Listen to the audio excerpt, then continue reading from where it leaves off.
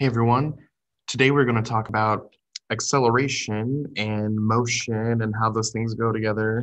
And we're going to look at how um, the speed that you learned how to calculate last week, we're going to learn how speed goes into acceleration. Like, what is acceleration?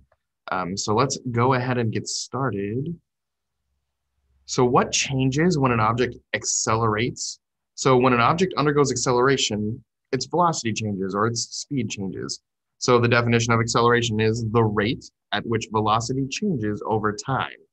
So, an object is considered accelerating if its speed changes.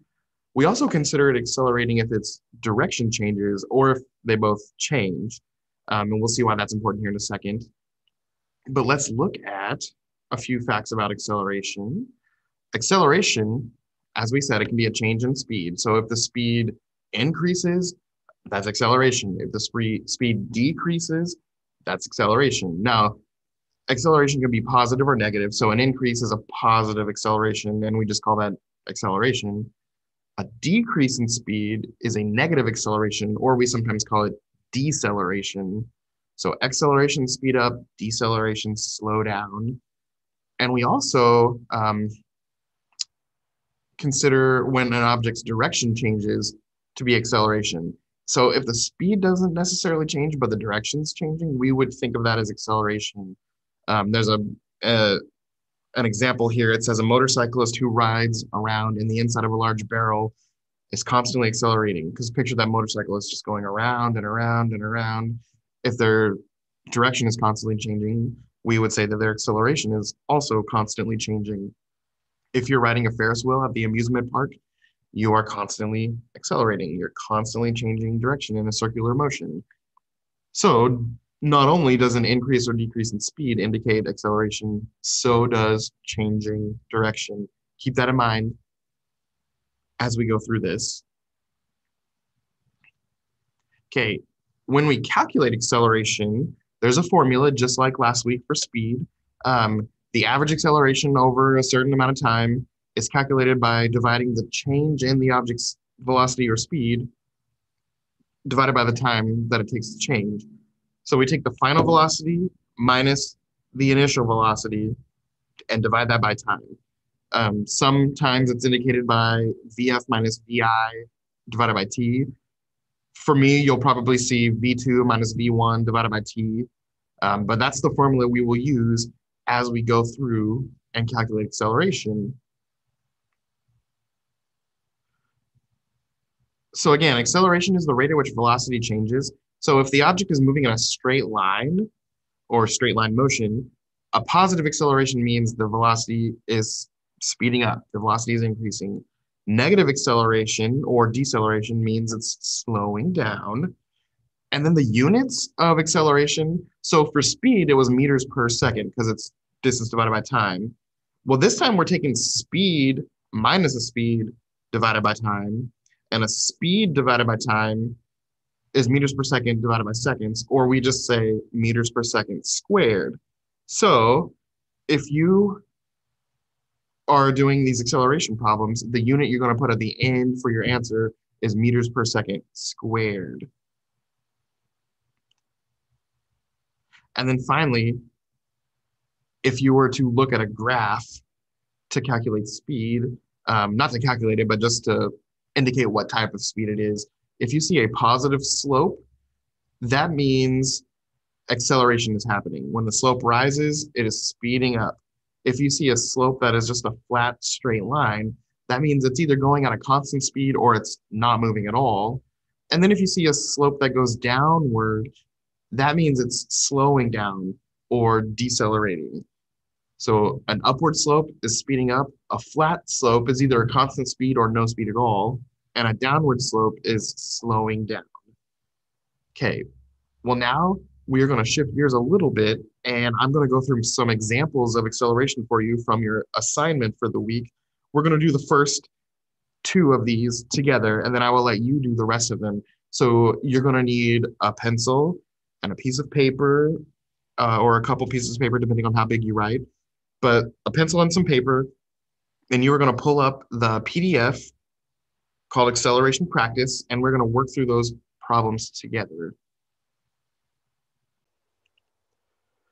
Okay, let's read through the problem, and I'll show you all the steps to do as you go through it. So let's just begin. A roller coaster car rapidly picks up speed as it rolls down a slope. As it starts down the slope, its speed is 4 meters per second. But 3 seconds later, at the bottom of the slope, its speed is 22 meters per second. What is its acceleration?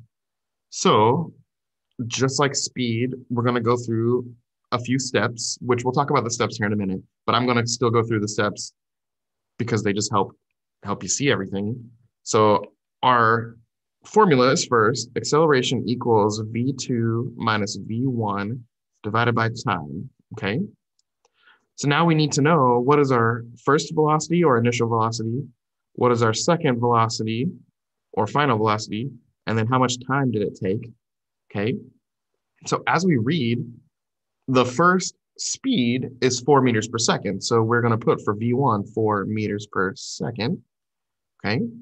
The second speed is 22 meters per second. And it says in the middle there, it says 3 seconds later. So we know that it took 3 seconds. So our time is 3 seconds. Now we take our formula and plug everything in. So A equals 22 meters per second minus 4 meters per second divided by 3 seconds. So let's kind of simplify everything out here. 22 minus 4 is 18 divided by 3. Okay. So 18 divided by 3 is 6.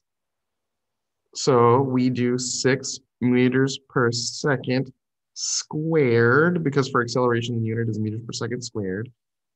And that is our answer. Again, there's the formula, variables, math, answer, unit. Now, I wanted to talk about this. I'm usually a pretty big stickler about all 5 steps, and it absolutely helps you see what you're doing and plug everything in correctly. And it's a good way to get partial credit if you make a mistake on the answer. However, as we're going through these, I would rather you guys, if you don't need them, I would still rather you do something than not do the assignment because you feel like it's too much work. So I want you to, even if all you write down is part of the 5 steps, or even just the answer and the units, that's fine.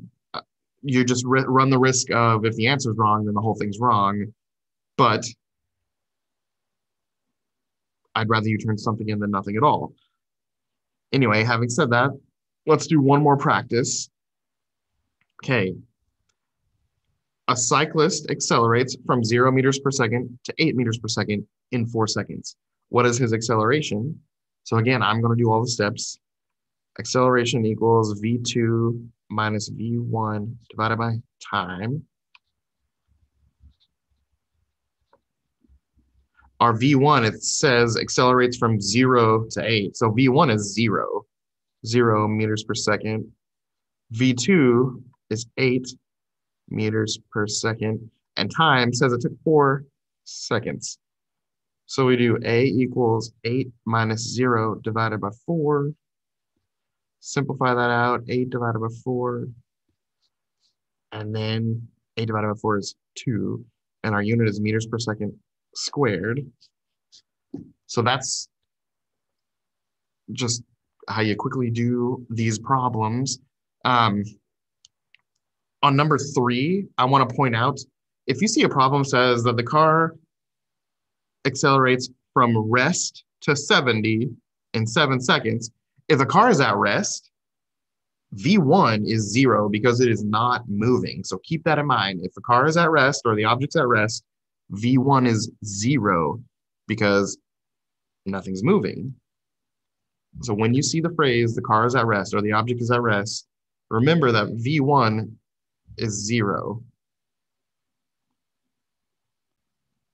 All right, on the paper that you were going through those examples with, make sure you finish all of the problems and what you're going to do to get points is take pictures of your paper, insert it in the Google Doc on this assignment, and click submit, and that is how you will get the points.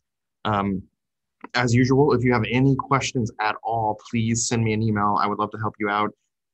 And then use whatever time you have left in the week to make sure not only these are finished, but work on last week's assignments and get those turned in as well. So